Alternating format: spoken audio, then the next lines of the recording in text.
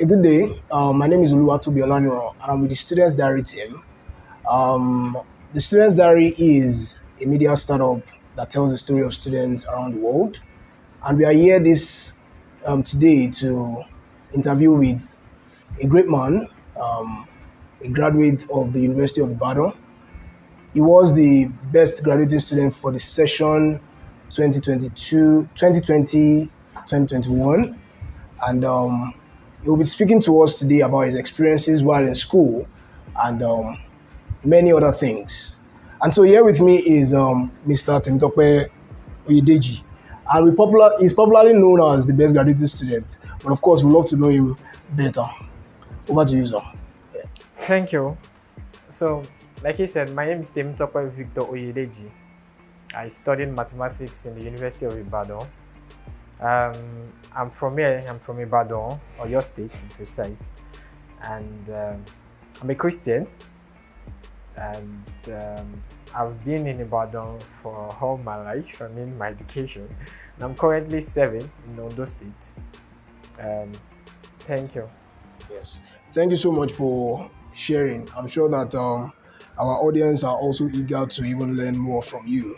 And so, as the best graduating student of the Department of Mathematics for the session 2020-21, I believe that there were a lot of things that must have been an experience for you during that period, starting from balancing life and school.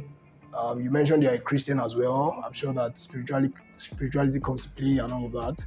So my basic question would be, how did you achieve that feat? If you were going to summarize that in a few words, yeah. All right. So first, I didn't choose mathematics when I came in. Okay, I wanted to study electrical electronics engineering in UI, and then, well, I didn't meet the cutoff. That was the year we didn't write post UTME, so we had to use UTME and the O-level result, and then, so I entered with mathematics, and the mindset was that I was going to cross after a year, and so mathematics was not in my mind at that moment, but along the way I fell in love with it, that to put it that way. And I didn't want to go through the stress of the crossing, so I felt, let me just stay here. And I've always heard that the department will not want to leave some of their best students after a year, so I just left it. And that's when I started with mathematics. And we've been hearing things from past students and lecturers that, okay, what you knew from your secondary school or what you did in 100 level is just arithmetic. And so you're coming into the real man, and then that gave a lot of fears. And okay, what exactly is that man? And then when we started it for weeks, I was trying to set my feet, and then it was not looking like it.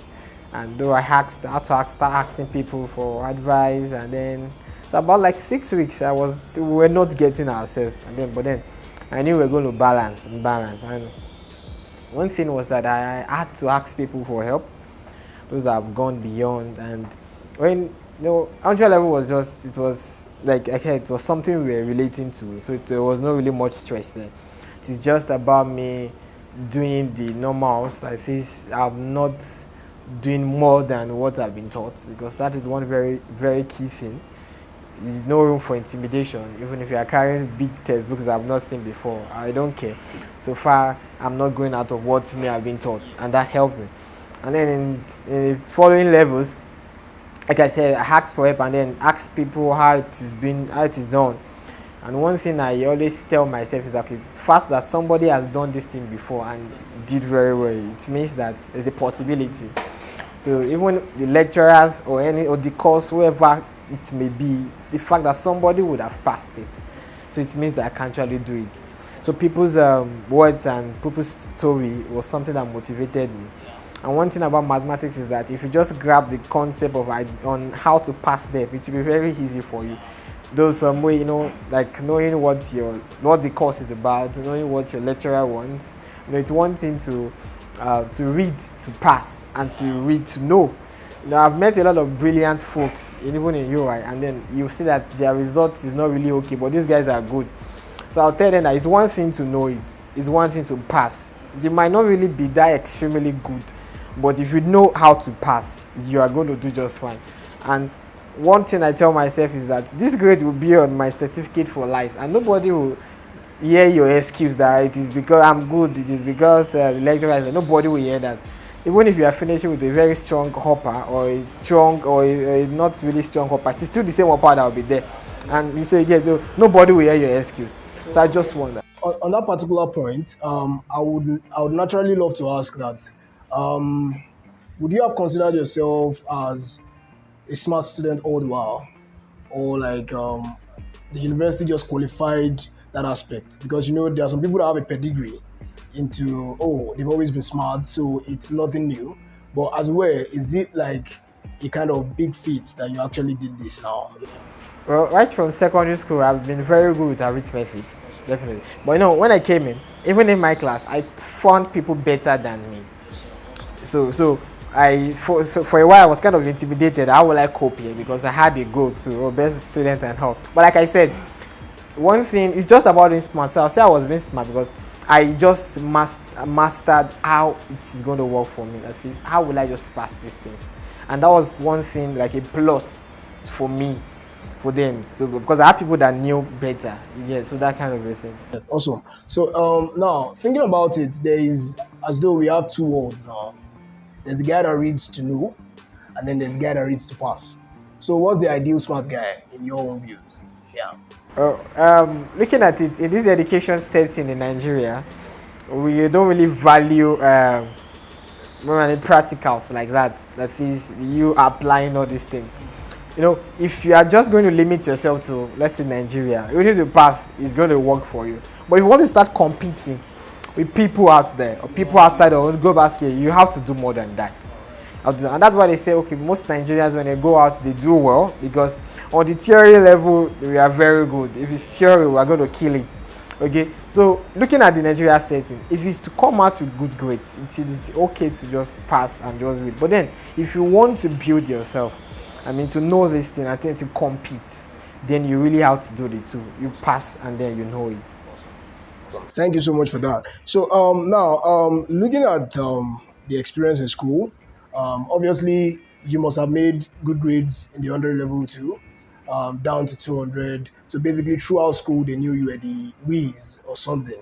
Now, so as well when in school, how did being smart affect your personality or the way people perceived you to be? Yeah. When I first came in, nobody knew anybody, so it was just like that. I didn't really make friends when I first started. Okay, so people started noticing when probably I started answering questions on the group, and then the nickname, the learning maths, started on the group, on the WhatsApp group name, and people started asking, "Oh, who is the learning maths? Who is the learning maths on the group?" Our department group, my level. So people kept asking around, okay, who is the learning maths guy on the group? Who is the learning maths guy on the group? And somebody they see me in class, but they would not know. In fact, one of the guys I met, when I told him I was learning maths, he said it's not possible. I was expecting someone very huge and very big or something. Yeah. So throughout even the levels and getting good grades, somehow it has made me lose some friends. It also made me get more friends, and it has made people change the way they think about me. So there's a level of respect you earn with some things. So one of it is grades. If people see that you're smart and you're doing well, there are some things that they will not just bring to you. There's some level of disrespect that will not come to you. So even if you, if you have, for instance, just a side attraction, if you have money, for instance, that's the level of respect for you. Okay, or maybe fine or something. So you are very good. That's another level of respect. Yeah, so that is one thing about it. So while I was doing the expected research about you, I saw a very unique picture. You were in the midst of so many awards. And so in my head, I was thinking, okay, wouldn't people naturally be intimidated by you, even though you're not huge, like you said, but were people actually showing senses of, no, this person, I'm probably not just going to talk to him. He's too smart. I should be intimidated by sitting beside you, right? So tell me a little bit about that, yes. Well, I've had experiences like that. Much people will be like, oh, you, blah, blah, blah, you're smart, you're this, you feel intimidated. And like you cited the example of the sit on the awards, I've met people and they'll be like, people talking to you is a big thing to me. This kind of thing. While I was in camp, I was snapping with yourself is a big issue. So though it was overwhelming, and then I felt it was not really necessary, but then I felt it was still going to happen. So well, people were kind of intimidated because it's you didn't see it as something like ordinary. Yeah. So but people were intimidated a little bit, and yeah. Okay, awesome. So, in your own words, you just mentioned about NYSC. Now, I think about NYSC from my own perspective. When I was there, I discovered that many of the guys that actually survived the NYSC life, right, and they handled it in a productive manner. They tended to have something doing already. So, in your view now, what do you think about the NYSC scheme? Is it a waste of time or is it actually something that is worthwhile even in this generation? Because I know the history of NYSC and all of those things, but now the question is, does it still matter for the average student after school? Yeah. To me, to what I think, now I've had this conversation with my friends too. And on one side, I think it is a waste of time. To me. Though I also talk about the other parts that it might not be a waste of time. Because now there are so many things attached. One is we risk our lives to travel far distance at some point. Even with this camp thing we just finished, I've had stories of friends that endangered their lives because of this thing. And then with the whole camping thing, some things were not necessary to me, to my view, were not necessary. But then we just had to do it because that's what I've been doing. What kind of things are you talking about? I mean, okay, for instance, if you want to tell us about something, these are things you can drop as PDF online. Right. Like, well, and then exactly, because most people are sleeping. Yeah, and okay, matching parade thing. I don't know if you are going to fight a war or something. To me, it's not necessary, but then maybe because of the fun and all. So, and then maybe because we need the certificate for things and something like that. So to me, on one part, I would think, okay, endangering lives, and okay, just a year, anyways. Another point is that, but it is an avenue to do a lot of things. I mean, for people that don't want to be in the country, able to study, it's a time to prepare for probably exams, ahead to do things. It's time for people to set up their businesses because it's a year. And it's just like the federal government giving us a year to think about our lives, to be able to do something productive about it. And they are giving us stipends while working for the government. Awesome. So I think you've justified my point because basically initially I was encouraging a few people that there are pockets of time in the Nigerian system. If you are thinking of transitioning a career or something, obviously NYSC is a perfect time to do that. Because I mean it's something that you have money coming in to fund those ideas, and I think it's something that is worthwhile. I think thank you for that. Definitely, we'll take note of it, and I believe our audience should take note of that. So on the other side, being a whiz in school can be very unique. Now, when I say whiz, I'm not talking about whiz kid now. Yeah, I'm talking about being the smart kid, right? And basically, you mentioned you were a Christian in school. I expect you had a fellowship. I also read your interview somewhere else, and you mentioned that you were a footballer in school, and so many other things. So, can you just tell us a little bit of your life outside the school system, really? Yeah. Okay. I was not really the book person, like some people paint, because I don't spend much time with book because I get it gets boring to me sometimes. The fact that it's even mathematics, and I'm just reading proofs and theorems. Okay, so most of the things I do in school, like I was an executive in my fellowship at some point, first course student fellowship, UI, and I was the academic coordinator. And the fact that I'm an executive means I have to come for services and then retreat and all. That is one part. Also, I was part of committees in my faculty and department, academic basis. But then most of my time, I spend it on tutorials.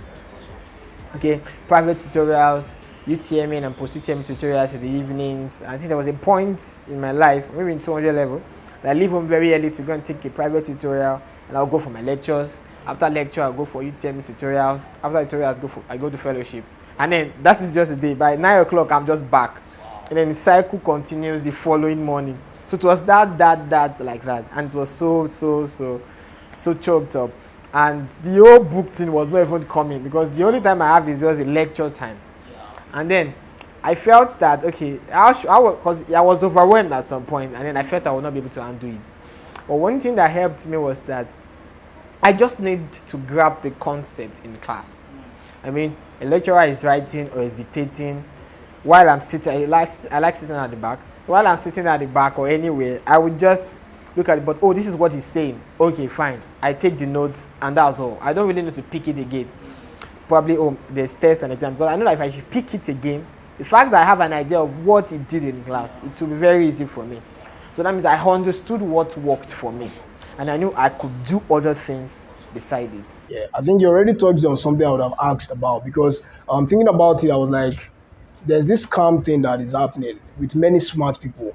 Many smart people say, I don't read in the night, I don't spend so much time with books, but you're smart, so how do you achieve it? So, I mean, I think you had your way around it, and that's cool, that's cool.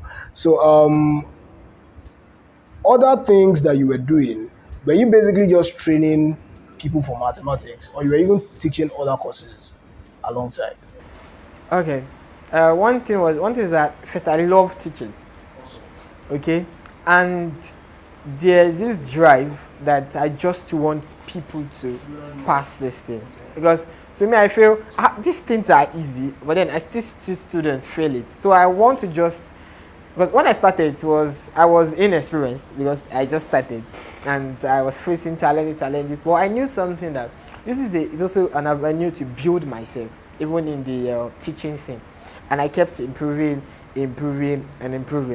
to the extent that even if I come for tutorials, if any student or fresher should hear that I come for tutorial, they will definitely, even if that. I've had people tell me that it's not that I've not read my book, I don't know what he wants to go and teach, but the fact that he's saying there's tutorial, I must shall learn something. So I improved myself to that extent, because I used it to build myself. So, and then I just want these people to just excel. It's a chain of joy, because it's not a competition for us. If you get your first class, I get mine, fine.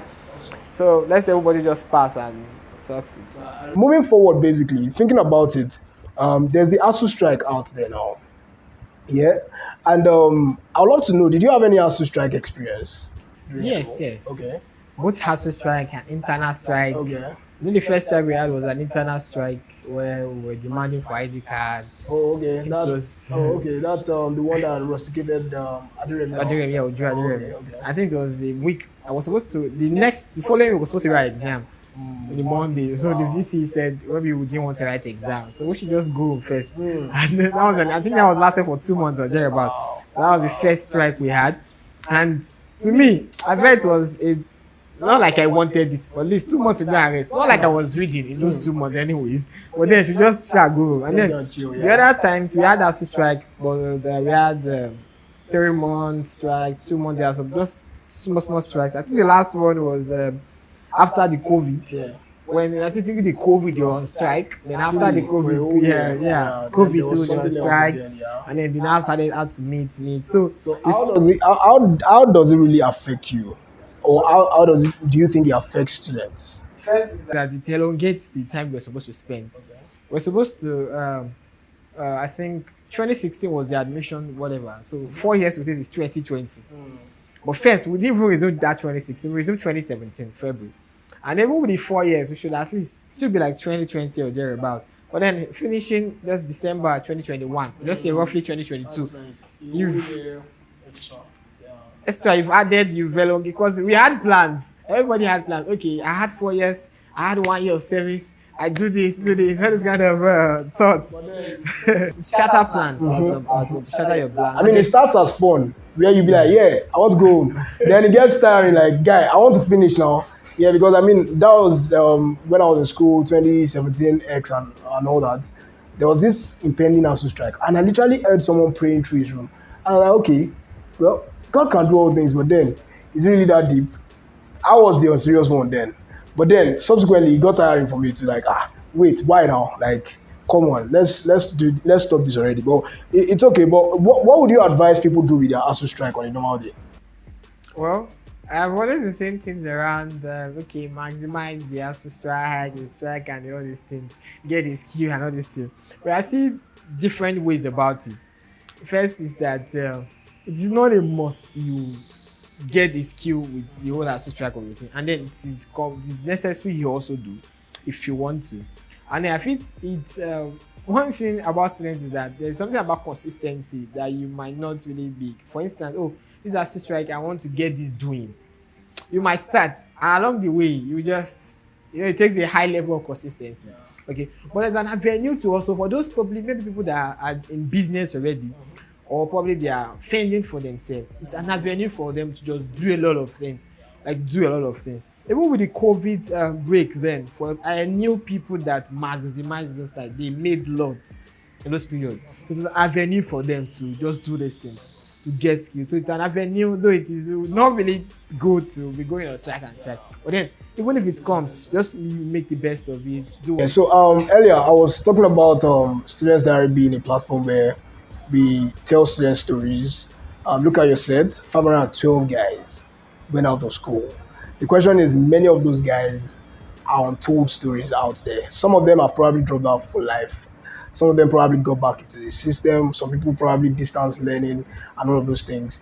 But yeah, when you hear success stories, you want to document them. So that's why we are here too, right? So thinking about it on a broader scale, do you really think that student stories should be told a little bit more?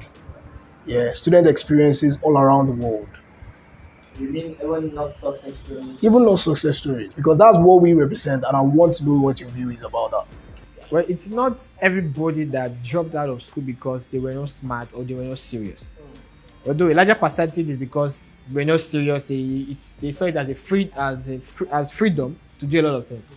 But there are some students that there are so many things that might have happened that would have made it that way. It can be finances, it can be emotional issues, it can be anything, family issues. These things, the fact that maybe some of us are not going through them does not mean it does not exist. It exists and people are going through a lot. And then it's an avenue for them to tell the world or what they faced. But not an unserious student that just came into school to just waste the time.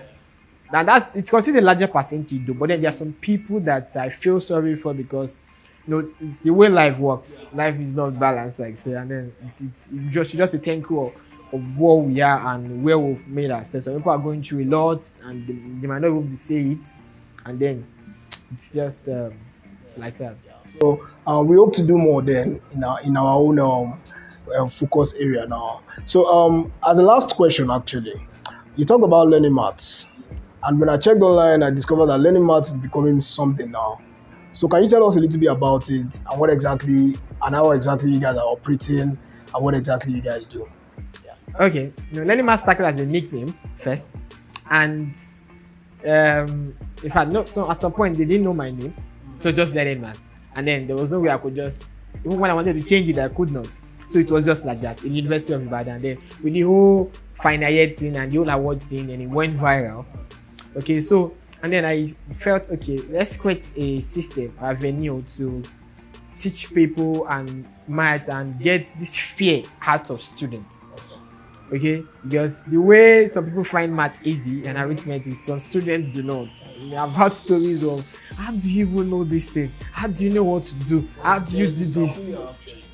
So I just feel, okay, let's create a platform in which these things can be sorted out. And then it came about Learning Maths Online Academy. And then it is not limited to University of Ibadan. Okay, let's go to institutions across Nigeria.